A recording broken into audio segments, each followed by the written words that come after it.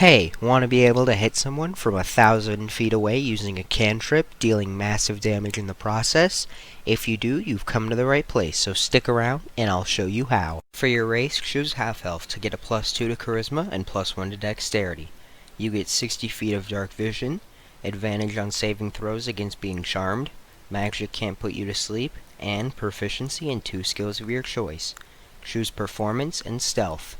For stats, we'll be using the standard array. Roll for stats if you want, but keep multiclassing minimums in mind. Our stats are going to be 8 strength, 12 constitution, 10 wisdom, 16 dexterity, 13 intelligence, and 16 charisma. The level progression for this build is relatively straightforward. Start with 4 levels in Warlock, then switch over to 3 levels in Sorcerer. For your background, choose Noble, giving you proficiency in history and persuasion, and 1 language of your choice. Starting at level 1, your class is Warlock, giving you proficiency in wisdom and charisma saving throws, proficiency in the skills deception and intimidation, and your spells and subclass. For your spells, choose minor illusion, armor of Agathis, hex, and eldritch blast. For your subclass, choose Genie, giving you Genie's Vessel and some more spells. Genie's Vessel gives you 2 abilities, Bottled Respite and Genie's Wrath. Bottled Respite lets you, as an action, magically vanish and enter your vessel, which remains in the space you left. The interior of the vessel is an extra-dimensional space in the shape of a 20-foot radius cylinder 20 feet high and resembles your vessel. The interior is appointed with cushions and low tables and is a comfortable temperature. While inside, you can hear the area around your vessel as if you were in its space. You can remain inside the vessel up to a number of hours equal to twice your proficiency bonus. You can exit the vessel early if you use a bonus action to leave, if you die, or if the vessel is destroyed. Any objects left in the vessel remain there until carried out, and if the vessel is destroyed, every object stored there harmlessly appears in the unoccupied spaces closest to the vessel's former space. Once you enter the vessel, you can't enter again until you finish a long rest. Genie's Wrath lets you deal extra damage equal to your proficiency bonus to a target once per turn. The type of damage is bludgeoning. You also get the spell Sanctuary and Detect Good and Evil. Continuing on with the Warlock, level 2 gives you your Eldritch Invocations. Pick Agonizing Blast and Eldritch Spear. Agonizing Blast lets you add your Charisma modifier to the damage of cantrips, and Eldritch Spear makes it so that Eldritch Blast now has a range of 300 feet. Then pick up the spell Charm Person. Level 3 in Warlock gives you your Pact Boon and a 2nd level spell. For your Pact Boon, choose Pact of the Chain. Pact of the Chain lets you learn the Find Familiar spell and summon special familiars. You can also forego one of your actions so your familiar can attack using its reaction. For your spells, choose Spider Climb, and for your familiar, choose Imp. Level 4 gives you your feat. Pick Spell Sniper.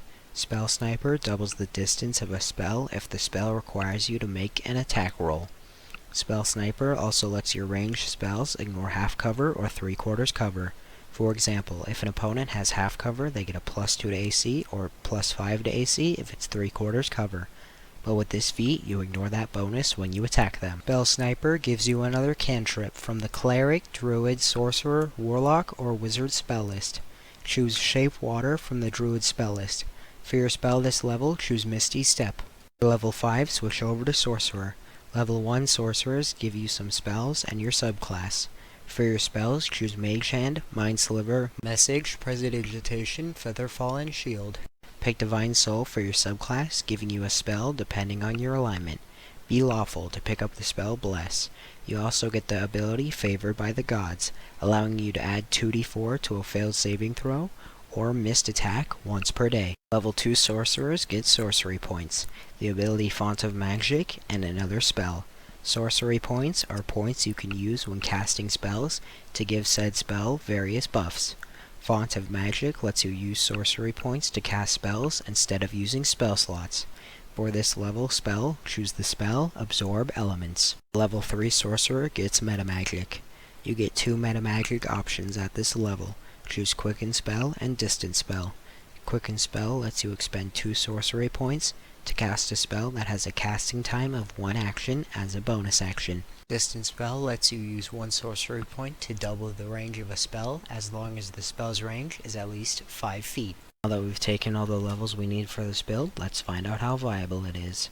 First, you can hit an opponent from 1,200 feet away using the cantrip Eldritch Blast, the ability Eldritch Spear, the feat Spell Sniper, and the Metamagic option Distance Spell. It also deals quite a bit of damage, dealing 10.5 on average, with Genie's Wrath and Agonizing Blast, which deals on average as much as Dragon's Breath, the most damaging second level spell in the game. With Pact of the Chain, you can see through your familiar's eyes, and imps can turn invisible, making them incredible for recon. You also have a lot of movement options to get where you want to go. A major con for this build is that you don't have a lot of sorcery points to use Distant Spell for that sweet 1,200 feet of range. A way to compensate for this is by continuing with levels in Sorcerer, or picking up the Metamagic Adept feat. That's all for this build. If you thought I should have done something different or taken this build somewhere else, please put it in the comments. If you want to be alerted to my next video, please subscribe and turn on notifications, or go watch the video you see on the right. That's all for this week. Thank you. Bye.